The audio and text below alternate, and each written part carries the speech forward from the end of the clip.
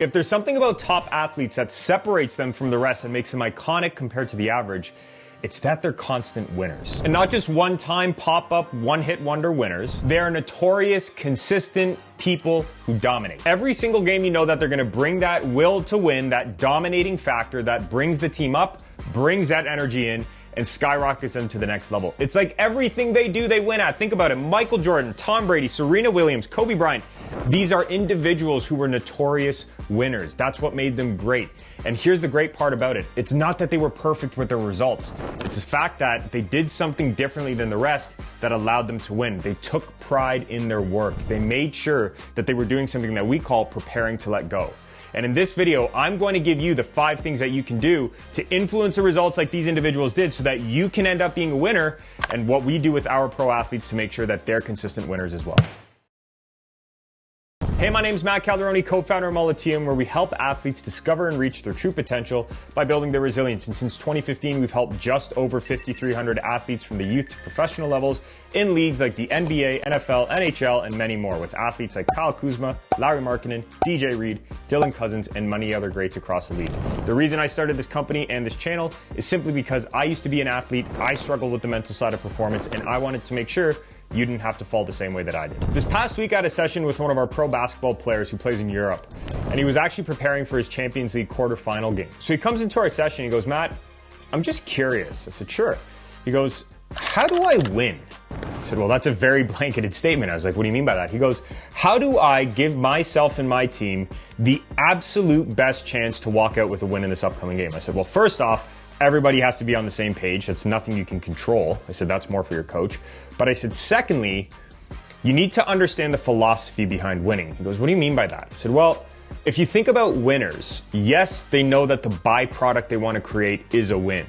But I said, think of the greats, the Michael Jordans, the Tom Brady, Kobe Bryant, Serena Williams. I said, think of these individuals. I said, the difference between them and those who actually win is their quality of work they put in each day." I said, think about it. Every day, nutrition is on, sleep is on, purpose is on in practice, intensity is on. They do the extra work, they do the cold tub recoveries, they do the physiotherapy stuff that nobody else wants to do. I said that they understand the one way to truly win is actually not by focusing on the win itself. It's knowing that there's the byproduct you want to create is a win, but it's your actions and your quality of work that you need to hang your hat on. I said, because if you think about it, look at some of these athletes. I mean, Michael Jordan has one of the most famous quotes. "I've taken however many shots," he says, "and I've missed so many, but I've scored so many." Point is behind that, if you really read into that quote, all I can ever really control is the work that I do. All I can really ever truly control to influence the win is how I prepare myself. And I can prepare all I want, but sometimes I'm still not gonna win.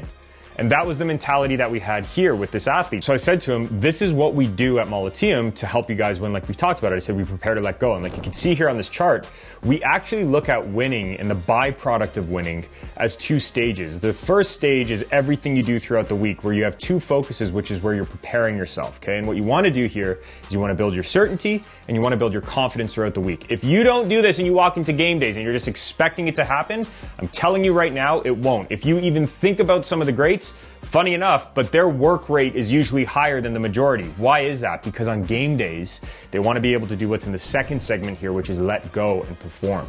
If you think about some of the greats and the best in the world at what they do, they are not there on game days all uptight and nervous and whatever's going on.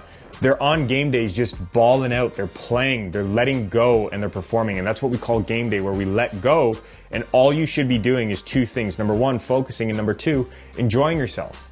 So when we brought it back to him, I said, hey, you need to make sure that you're preparing to let go. I need you to work triple as hard that you need to in practice to keep pushing it and pushing the pace.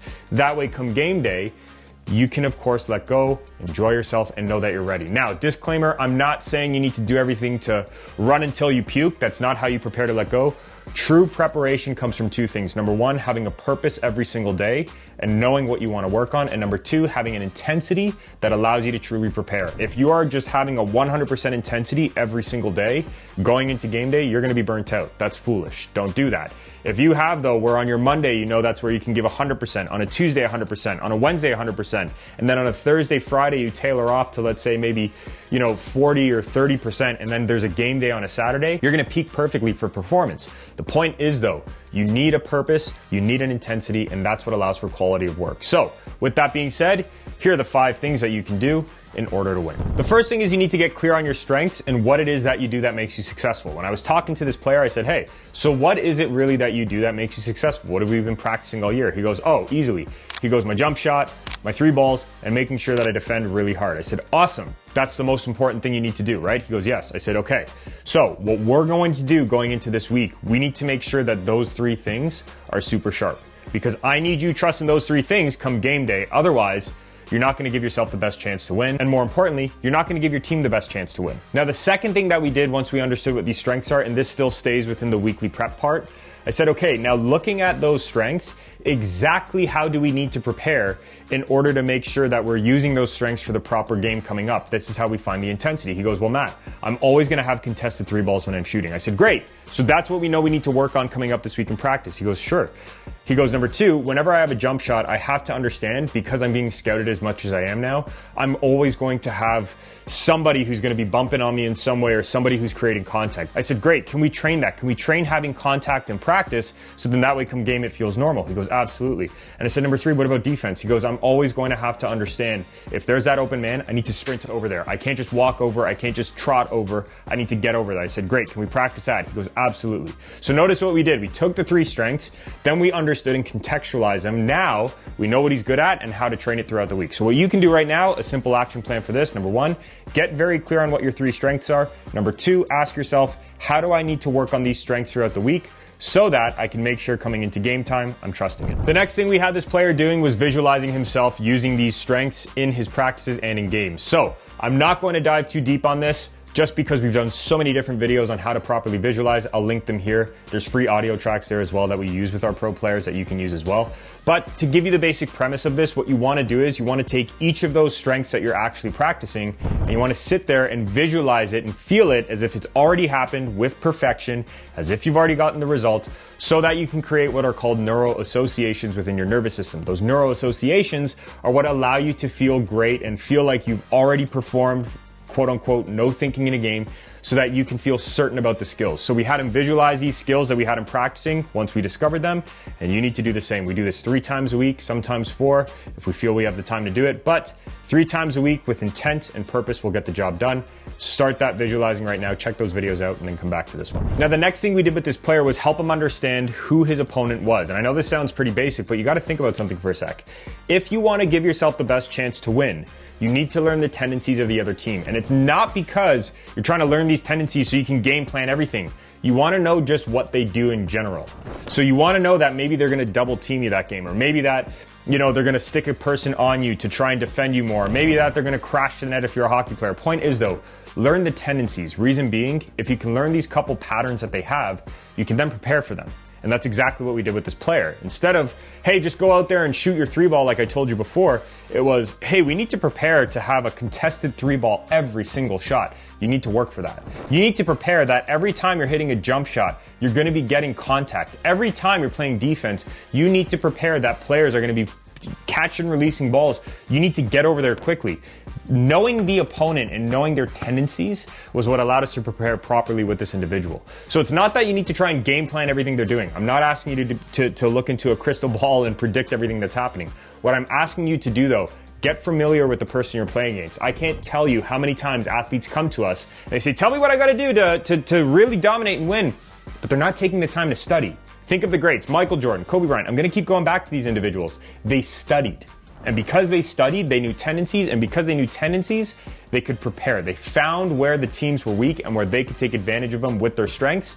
And they did it. Now, this is where we're starting to move into the game day itself for these last 2 coming up. So the first thing that we did and we really focused on with game day was making sure that this individual had a very intentional warm-up. So many times I see athletes make this mistake where they go into games, they think, well, I've done all the work, and then they kind of go through the paces and through the motions without any kind of real intensity. And then the moment that the game starts, or that the puck drops, or whatever you want to call it, they're like a deer in the headlights, right? They're looking all over the place. It's kind of like they just got shocked by intensity and they don't know what to do.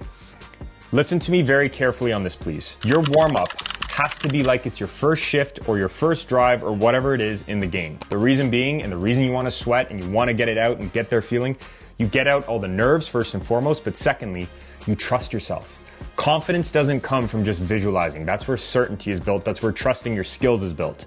Confidence comes knowing you can win, comes in physically doing the work where you see you've been successful. If you are having a warm-up that's not intentional, that's not intense, that's not purposeful, you are not going to feel good going into a game. I'm telling you right now. So the one thing we did was we actually went through everything. We said, okay, those 3 strengths, those 3 things we practiced all week, can you do those for at least 5 to 10 minutes each? And he did.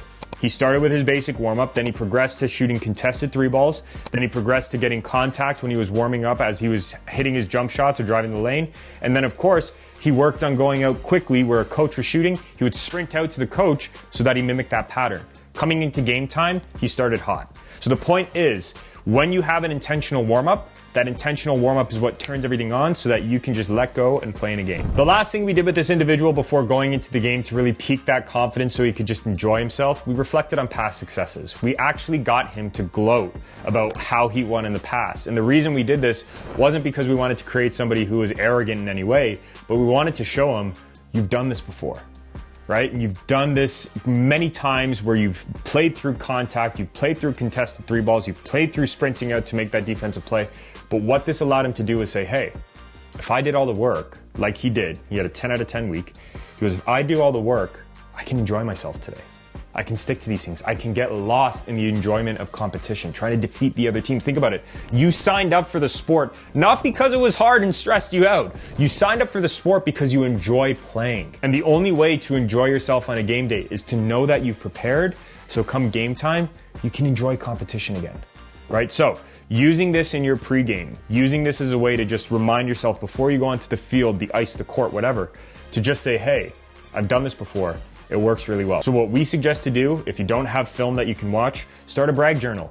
It's very common for a lot of high-performing individuals where you just write out those games or those times that you were super successful, and it allows you to mentally relive them so that you can go do your own thing. And there you have it. These are the 5 things that we do with athletes to influence the results so that they can feel their best to try to win the game. But just remember, the major teachings you want to take from this, number 1, success is a byproduct of the work that you put in. You should be focusing on quality of work. If you have a 10 out of 10 day and you crush that day, you're preparing yourself. That way, come game day, you can do what we do here at Molliteum, which is prepare to let go. And on game days, you just need to make sure you have that intentional warm-up. You make sure that you have that brag journal that you go through so that way you can feel good. Now, I'll also link in here some other things we do before a game to help athletes decrease anxiety. That way you can see if you do have this issue, what you can do for that. And of course, if you got value from this video, please like, subscribe, click the notification bell, share this video. It helps us keep growing so we can bring you more free content.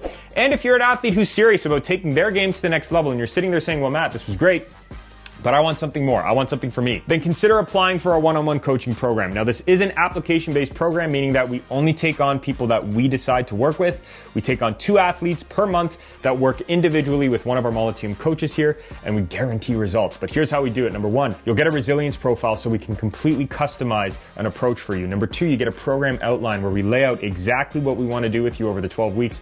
Number 3, you then get sessions with your Molliteum coach. But most importantly, number 4, you also get full-time access to the Molliteum Pocket Coach, something we throw in there. Number 5, you get 16-hour-a-day access to your personal Molliteum coach so they can make sure you really are preparing to let go. And finally, if you do come with a parent, of course you would, we also have a portion that's in there for them so we can make sure they're coaching you up the right ways and they're not interfering.